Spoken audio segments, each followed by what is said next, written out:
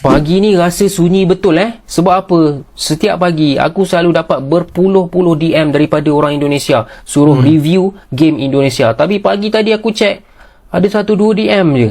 Yang lain semua dah hilang. Inilah yang terjadi. Aku faham orang Indonesia sedang bersedih sekarang. Benar. Sedang kecewa apabila melihat Indonesia Under-23 dikalahkan Uzbekistan semalam. Okay? So walaupun tak ramai orang DM kali ni, tapi aku nak review juga game semalam. Betul ke wasit punca segala-galanya Indonesia gagal ke final? Bila tengok game semalam, adakah wasit memang betul-betul curang terhadap tim Indonesia? Bagi aku ada betulnya juga, tapi korang patut marah VAR jugalah, sebab VAR banyak menggagalkan apa yang Indonesia dapat lah. Dari segi wasit ni, bagi aku decision macam dekat separuh masa pertama tu, macam Indonesia dah dapat 2 kad kuning terlalu awal. Lepas tu ada yang dia bagi foul, ada yang dia tak bagi foul. Bagi aku adalah sedikit berat sebelahnya di situ. Tapi berat bila sebelah. Cakap pasal offside, mengikut aku, apa yang aku nampak memang offside. Memang kaki penyerang Indonesia tu terkeluar sedikit dan dia mengganggu keeper pada waktu tu. Jadi dia dikira sebagai offside position walaupun hanya kaki saja yang terlepas. Dari segi kad merah, ada 2 pendapat kat sini. Ada orang panggil 50-50 sebab even dalam Premier League sendiri, bila kau buat follow through, kau dah clear bola tapi kau buat follow through, ada orang dapat kad merah, ada juga orang yang tak dapat kad merah. Sebab tu aku panggil 50-50. Memang mengikut keputusan wasit. Dan bila aku nampak wasit pergi dekat VAR, aku dah boleh agak dah. Wasit akan pilih kad merah. Sebab kita tahulah kan, perangai dia macam mana malam tadi kan. Itu pasal wasit. Korang boleh serbu IG dia semua. Aku dah tak nak bincang pasal wasit. Aku nak bincang pasal gameplay Indonesia semalam. Walaupun betul wasit ada beberapa decision yang questionable, kena akui. Orang Indonesia kena akui yang mana Indonesia semalam permainan diorang yang paling teruk dan sepanjang diorang dekat kempen Piala Asia ni.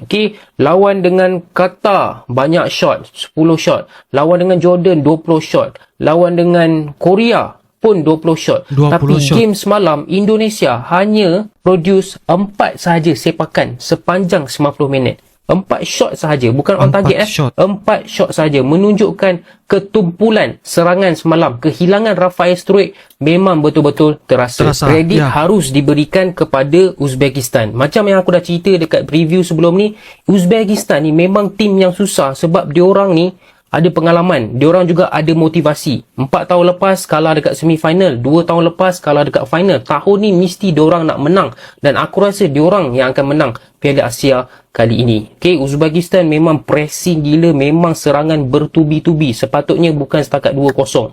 Mungkin boleh lebih 3 ke 4-0, tapi ada yang kena palang, ada yang luar sikit daripada gol. Jadi Uzbekistan memang a better team than Indonesia last night. Untuk fans-fans Indonesia, jangan putus harapan sebab korang masih ada lagi peluang untuk layak ke Olimpik Paris. Yang mana korang kena kalahkan Iraq untuk tempat ketiga. Kalau korang menang game ni, korang pun boleh layak Olimpik. Itu saja guys, review aku kali ni.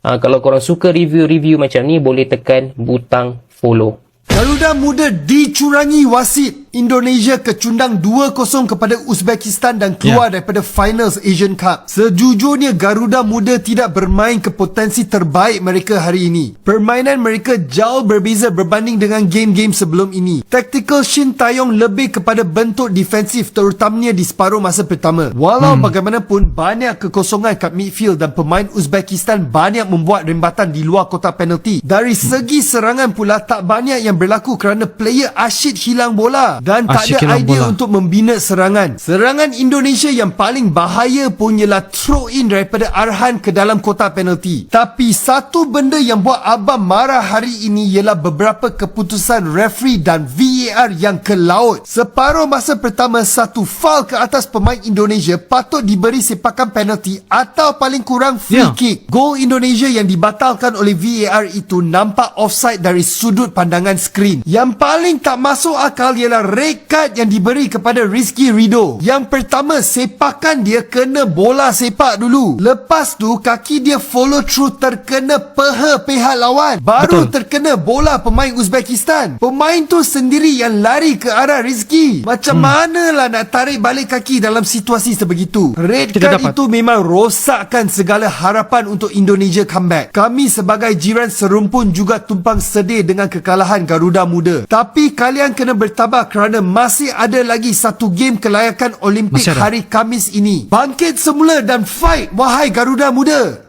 Indonesia bawah 23 tahun tewas 2-0 kepada pasukan Uzbekistan dalam saingan separuh akhir Piala Asia bawah 23 tahun. Terus terang, aku rasakan pasukan Uzbekistan mendominasi perlawanan tersebut. Walaupun Uzbekistan mendominasi perlawanan, Indonesia sebenarnya ada peluang untuk menjaringkan gol dalam perlawanan ni. Indonesia masih lagi ada peluang untuk layak secara automatik ke Sukan Olimpik jika meraih tempat ketiga. Tempat keempat akan melalui satu lagi perlawanan playoff menentang pasukan dari Afrika. Jom kita tengok dua keputusan penting yang dibuat oleh pengadil dalam perlawanan ini. Insiden yang pertama, gol Indonesia yang dibatalkan pengadil kerana offside.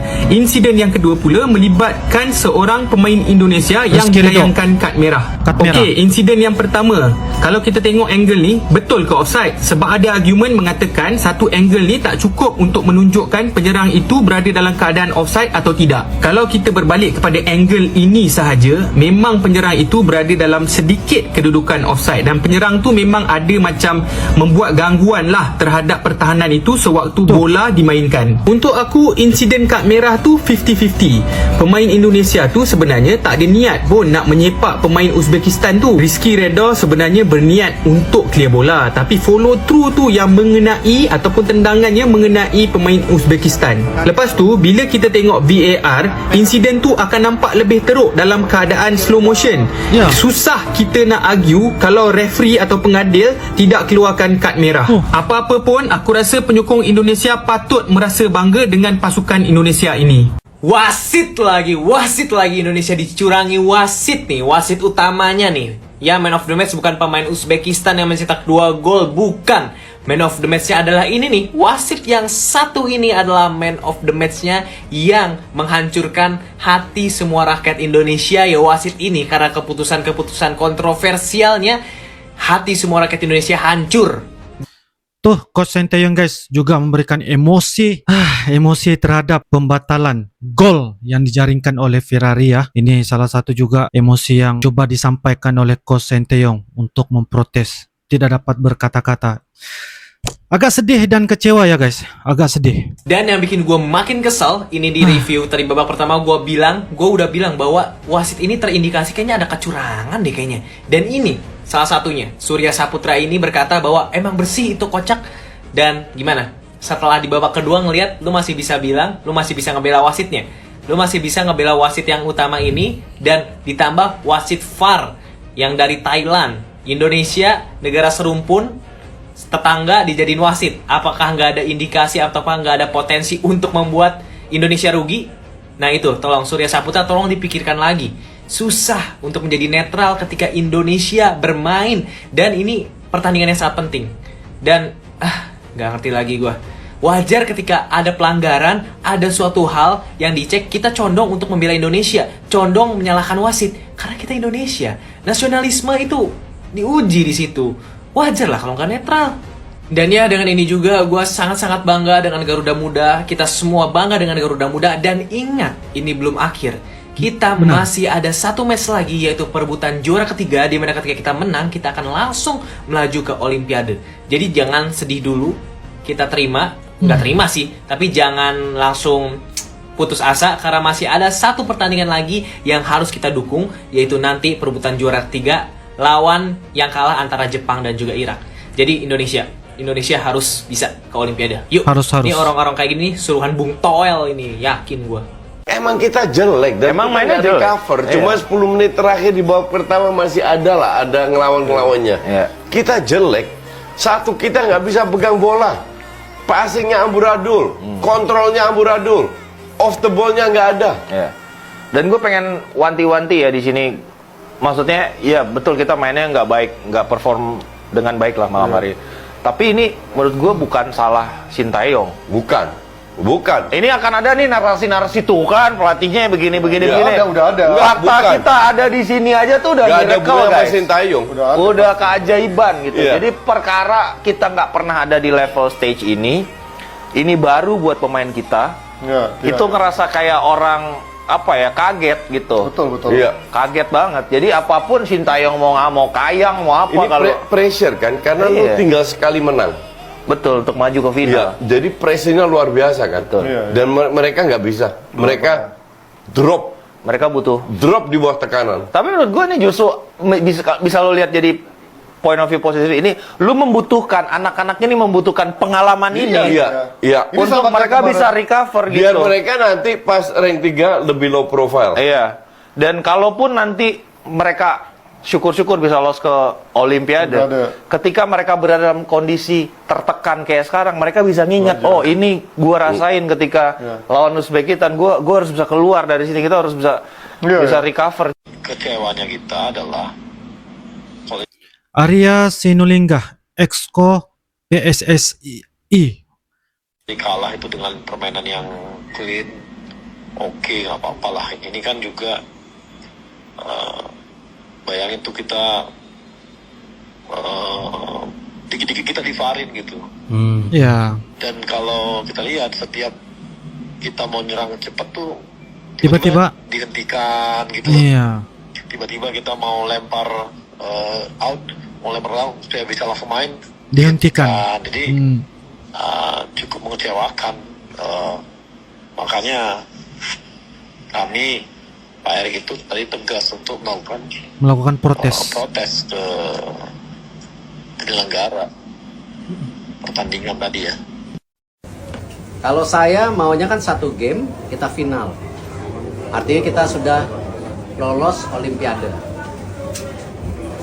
Tapi tadi ini ada game kedua yang penting yang memastikan kita juga lolos Olimpiade.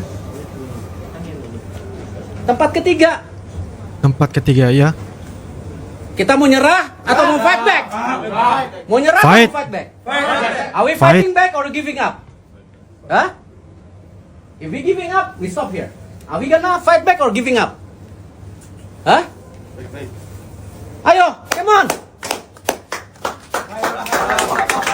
Masih ada, come on. Ayo. Kita percaya kalian. Kalian bisa. Pak Menpora di sini. Presiden nonton kalian. Seluruh rakyat Indonesia nonton kalian. Kasih lihat kita bangsa yang kuat. Nggak bisa diinjak-injak. Jangan ngeluh, kita fight back. The president is here. All the Indonesia have been watching us and support us. Show them we are strong and we can fight back. Come on. Merinding guys. Ucapan Pak Erik.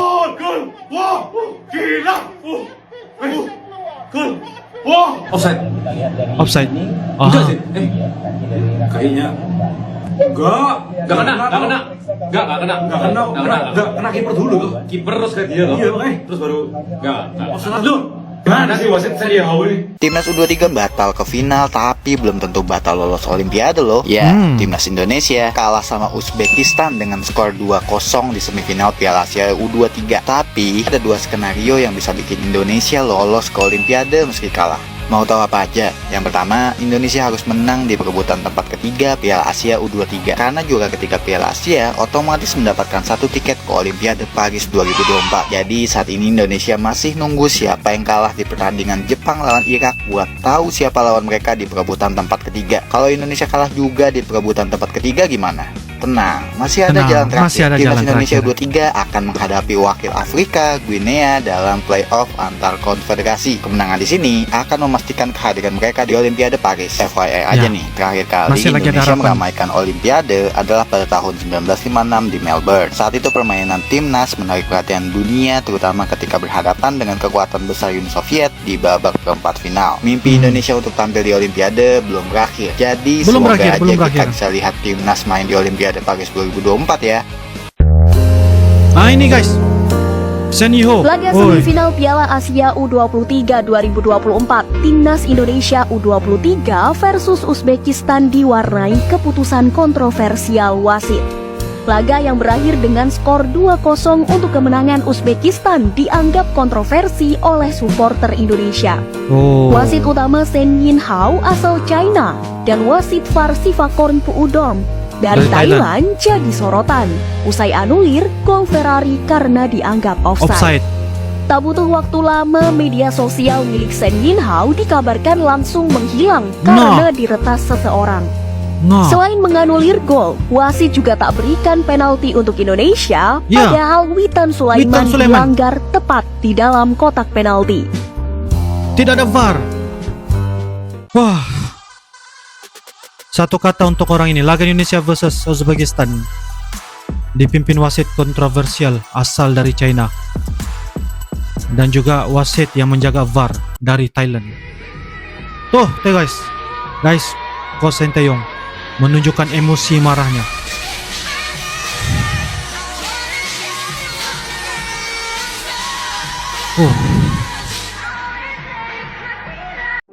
Oke guys, demikianlah sebentar tadi beberapa video dari sumber TikTok, pendapat dan juga pandangan-pandangan singkat dari orang Malaysia, begitu juga dengan orang Indonesia mengenai tentang kekalahan Indonesia ya menentang dengan Uzbekistan malam tadi dengan jaringan 2-0. Meskipun Indonesia kalah guys, belum tentu lagi Indonesia akan berakhir untuk tidak layak masuk ke Sukan Olimpiade di Paris tahun 2024.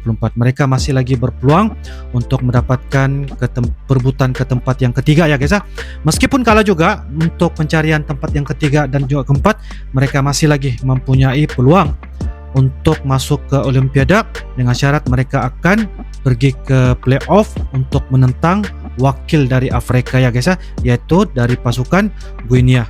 Nah, jadi siapa yang menang akan terus masuk secara tidak langsung ke Sukan Olimpiade di Paris tahun 2024. Guys, kekalahan Indonesia semalam diwarnai dengan kontroversial dari wasit asal dari China dan juga wasit yang menjaga VAR dari Thailand. Ini merupakan salah satu perkara yang seharusnya perlu dinilai sebaik-baiknya, sebab apabila Indonesia mana-mana pun pertandingan pasti akan mempunyai sesuatu perkara yang membebankan dan memberatkan pihak sebelah guys ya. Kalau kita lihat setiap kali berlakunya perlawanan malam tadi pasti akan wasit melihat VAR ya. Sudah tentunya apabila kita melihat dengan cara itu pasti akan memberikan bebanan kepada Indonesia. Apabila Indonesia dikenakan dengan VAR pasti akan ada sesuatu yang akan menggagal dan mengecewakan, seperti mana jaringan daripada Ferrari ya guys ya. Tendangan daripada pertama Arhan masuk ke tempat Ferrari, gol, tetapi disahkan sebagai jaringan yang tidak sah disebabkan offside lah. Kaki daripada penyerang Indonesia itu terlebih sedikit. Tetapi kalau tengok dari segi angle satu saja ya memang nampak lah, tapi bila kita zoom dan sebagainya, tangan daripada pemain Uzbekistan itu sebenarnya ia melebihi daripada kaki penyerang Indonesia sebenarnya guys ya. Kita boleh lihat dari rajah gambar ataupun video yang mana kalau kita nilai betul-betul, zoom betul-betul, sebenarnya jaringan tersebut itu sah ya. Bila kita dinilai dengan secara zoom dan sebagainya. Dan ini bukanlah kita lihat dari segi sudut satu angle, perlu dilihat dari segi beberapa banyak lagi angle. Jadi ini merugikan, VAR ini merugikan kepada timnas Indonesia. Dan yang paling saya kecewa guys adalah kartu yang diberikan kepada pemain timnas Indonesia, Rizky Ridho guys ya, karena tendangan daripada apa yang dilakukan oleh Rizky Ridho itu sebenarnya bukan disengajakan guys ya, tetapi dia sudah menendang bola sebelum kaki tersebut tuh sampai ke paha pemain Uzbekistan. Dan kalau kita nilai balik, bagaimana mungkin, bagaimana bisa kita mau tarik balik tendangan? Sebab Rizky Ridho sudah tendang, Dan bagaimana kita mau putar balik ke belakang kaki Rizky Ridho itu? Coba kita pikir guys, memang tidak logik lah kenapa wasit dari China ini terus langsung ya memberikan kartu merah kepada Rizky Ridho melalui daripada VAR yang dilihat. Kalau dilihat slow motion VAR tersebut pasti akan mengundang kepada signifikan tentang apa yang dilakukan oleh Rizky Ridho tersebut lah. Jadi ini memberikan tekanan mental dan juga memberikan down kepada pemain-pemain timnas Indonesia. Walaupun tahap disiplin bertahan Indonesia tu saya tengok lebih kepada defensif dan sebagainya, mereka mampu bertahan daripada dibobol di gawang timnas Indonesia. Akhirnya setelah wasit memberikan banyak keputusan yang tidak wajar, kalau bagi saya tidak wajar, menyebabkan pemain-pemain timnas Indonesia itu down semangat, mental terus nampak sangat-sangat signifikan, mereka tidak mampu bertahan dan sebagainya. Jadi itu sudah kita lihatlah semalam malam tadi, sebab pemain timnas Indonesia juga adalah manusia yang mempunyai perasaan. Setakat kesalahan 1-2 daripada wasit itu mungkin Indonesia mampu lagi orang bilang dalam keadaan santai dan sebagainya, tapi bila sudah dilakukan kecurangan berkali-kali, berbalas-balas dan berkali-kali, bagi saya pemain timnas tu sudah menunjukkan satu emosi. Begitu juga dengan Coach Sinteyong menunjukkan emosi amarah kepada wasit kerana tidak berpuas hati dengan keputusan yang dilakukan oleh wasit ini guys. Jadi guys, ini satu hal yang sangat merugikan kepada timnas Indonesia. Apabila kita lihat VAR itu sebenarnya juga memberikan kesan signifikan kepada timnas Indonesia. Apapun guys, bagi saya sebagai rakyat Malaysia, tidak apa, kita masih lagi ada harapan untuk masuk ke Olimpiade di Paris dengan cara perebutan ke tempat yang ketiga. Walaupun kalah juga pada perebutan ke tempat ketiga dan keempat itu, masih lagi ada berpeluang lagi lah seperti yang saya sebut sebentar tadi. Jadi guys, itu adalah merupakan pandangan singkat daripada Uncle, dan semoga-moga selepas ini pemain timnas Indonesia akan terus melupakan permainan malam tadi, tumpu kepada dan juga fokus kepada untuk perebutan tempat ketiga dan juga keempat. Walaupun sedikit sebanyak malam tadi permainan Indonesia kalau kita lihat sangat berbeda ya dengan apa yang mereka lakukan dan juga tampilkan perlawanan-perlawanan sebelum-sebelum ini. Kita pun faham Uzbekistan juga mempunyai pencapaian dan juga kemahiran mereka bermain sepak bola di lapangan itu juga memang sangat-sangat cergas dan juga sangat-sangat hebat lah ya dan sebagainya. Namun apa yang saya dapat lihat, disiplin yang ditonjolkan oleh pemain-pemain timnas Indonesia berjaya ya, sehinggalah diberikan keputusan yang tidak wajar, akhirnya mental down dan juga menyebabkan pemain kita tidak dapat memberikan fokus sehinggalah menit yang terakhir. Oke guys, itu saja daripada Uncle. Mungkin kalian ada beberapa hal dan sebagainya, kalian bisa tuliskan di ruangan kolom komentar. InsyaAllah kita akan bisa ketemu lagi di video yang akan datang. Sampai jumpa lagi. Live Indonesia, I love you Malaysia. Assalamualaikum warahmatullahi wabarakatuh. Dadah.